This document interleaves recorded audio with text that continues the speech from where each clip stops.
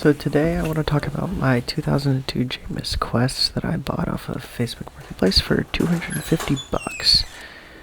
It is currently 2022, so the bike is 20 years old exactly.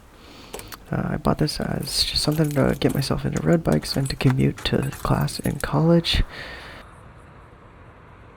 So here is a video of the bike, the whole thing.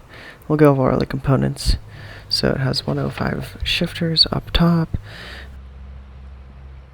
Then it's got a Cat-Eye Enduro 2 cycle computer that came with, as well as Ritchie bars and stem. Reynolds frame, steel frame. Has a carbon kinesis fork. Mavic Cosmos wheels. Continental gator skin tires.